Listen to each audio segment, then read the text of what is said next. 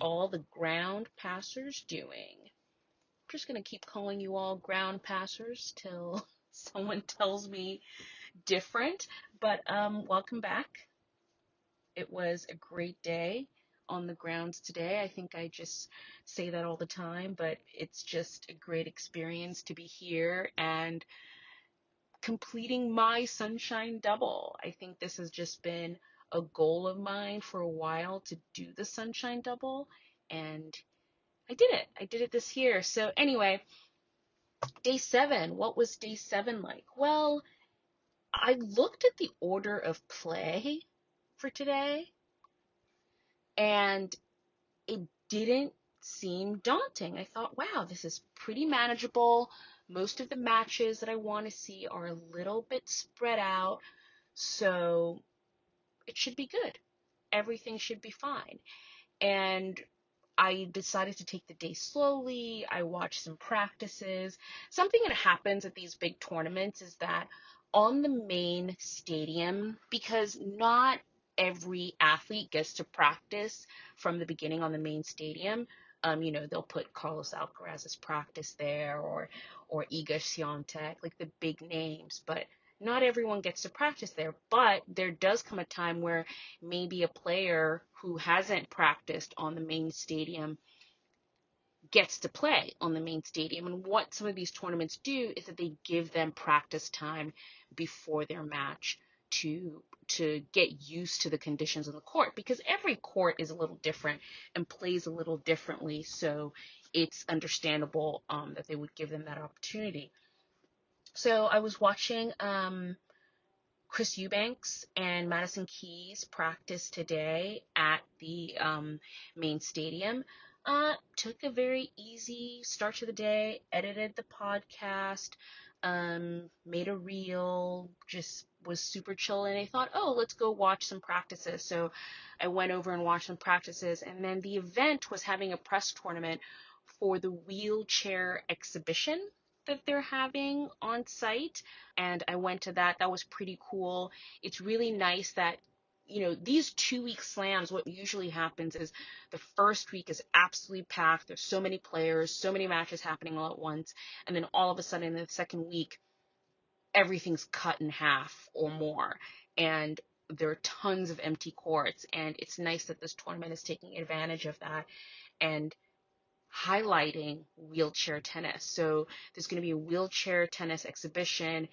And I should also mention they're having a little pickleball competition, but we don't talk about pickleball on this podcast because this is a tennis podcast. But yeah, so they're having a wheelchair exhibition. I got to talk to Alfie Hewitt, who is the number 2 male wheelchair athlete, and he also is actually number 1 in doubles. So I got to talk to him, and what was really cool is then they then took him to one of the practice courses, the practice courts where Yannick Sinner was practicing, and they did a little press event where they put Yannick Sinner in a wheelchair and had him try out wheelchair tennis. And let me tell you, elite athlete Yannick Sinner could not handle being in a wheelchair playing wheelchair tennis. So goes to show how difficult it is to play wheelchair tennis. And when we see these athletes on court just wheeling themselves around, hitting balls, it's actually pretty impressive. I tend to watch it. I go to the US Open a lot, and I always try to make it a point to watch and support the wheelchair tennis. And I hope more 1,000 level events that are now 2 weeks long add wheelchair tennis to their schedule. And if you're a fan of tennis, you should totally go out there and check out some wheelchair tennis, because these are some pretty elite athletes. So I did that, and at first I was thinking, schedule is pretty chill and pretty easy. But earlier on in the day, Anna Kalinskaya had to withdraw from the tournament because she was injured. So Maria Sakkari got a walkover, and the schedule was rejiggered. And I just didn't really notice until the back end of the day when I thought, oh, okay, let's start going to matches. And I was at the Katie Bolter Azarenka match, and I was watching that. Unfortunately, Katie Bolter didn't go through. She's been playing pretty well, but I think Azarenka is on another level right now, and Katie has not actually played that great this tournament. She had a really great match against Beatrice had admire, but her first and now this match against Azarenka were not that great. And after that match, I think all the matches just came really hard and fast. I was running around from court to court, press conference to press conference, trying to catch up, and it was pretty tough. And it's mostly because a lot of matches went super quickly. Grigor Dimitrov, who was playing Yannick Hoffman, beat Yannick Hoffman in under 50 minutes, 6-1, 6-love. And it seems like Yannick Hoffman was sick, I think. Something was wrong because that was such a fast match. You blinked and you missed it, which I missed it. He went into his press conference, which was pretty much as quick as his match. And that kind of just threw everything up in the works because right after that, Danielle Collins was out here winning her match against Soraya Cristea. And Danielle Collins, who has said this is her last season, she's said this is it, last season, done with tennis, is playing the best tennis of her life. Now she's into the quarterfinals of the Miami Open. That's some pretty impressive stuff. So let's see. Maybe she'll change her mind because she's playing pretty well.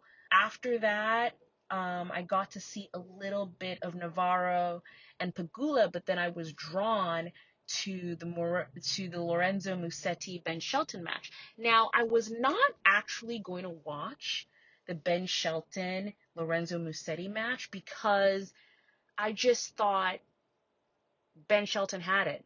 Lorenzo Musetti has not been playing well all season. He wasn't playing well at the end of last season. So I just didn't think anything of it. And all of a sudden, I hear Lorenzo Musetti has won the first set, and I go, what's going on? So I go over there. The court is packed to the brim. There's just people waiting in lines to get on, and I finally did. And Lorenzo Musetti was playing out of his mind. Lorenzo Musetti, who has just become a new father, I think was spurred on by his new bambino, and he was playing out of his mind. I have not seen this Lorenzo Musetti probably since he beat Novak in Monaco last year. So this was some inspired tennis. He gets to play Carlos Alcaraz next, who put on a show on Stadium 1 against Gael Monfils.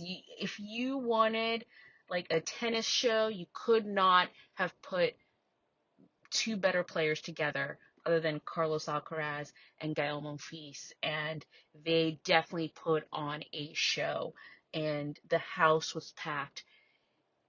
The main stadium is pretty large. It has not been filled except for Carlos Alcaraz's matches. Every other match, it's sort of like anywhere from the sort of 40 to 60% full. But then Carlos Alcaraz comes on and every seat in the house is gone. He's definitely a draw at the Miami Open, and everyone was here to see him. Jimmy Butler was here today, Del Potro was here today. Like, everyone comes out for Carlos Alcaraz, and he defeated Gael Monfils is into the next round where he will meet Musetti, and that should be a fun one. I mean, the Musetti who played tonight against Carlos Alcaraz, that's definitely going to be a fun match for sure. And then things calmed down. Everything happened all at once, and then I was left with just one match. So I was watching Iga Swiatek versus Ekaterina Alexandrova. And I really haven't watched Alexandrova this whole tournament. She's kind of been making her way through the draw. I see her name come up, like she defeated this person, she defeated that person. But I just figured she would come up against Iga, and then the train would stop. Well, Ekaterina was like, nope, I'm just going to keep on keeping on. And she defeated Iga Swiatek in straight sets. I think she definitely rushed Iga, and Iga just didn't know how to respond. I thought this was going to be a little bit like how Iga handled, you know, Noskova, her last match, because in her last match she lost the first set, went to the bathroom, came back, and just crushed it. Next two sets were hers. So she lost the first set here and went to the bathroom, and I was like, oh, Iga's going to come back, and it's going to be new Iga, and she's going to win. And, I think Alexandrova just knew what to do and not give Iga a chance to get a foot into the match, and she was able to win in straight sets. And that was my night. I left the grounds before 11 p.m. Who am I? Who is she? Yeah, I think, there were a lot of quick matches today, a lot of straight set matches. So I was able to leave early today, which was great. I will be on the grounds tomorrow for my last day at the tournament. I'm done. I miss New York. I miss my home. I'm ready to go back, but I'm excited for the last day of tennis. I will see you tomorrow.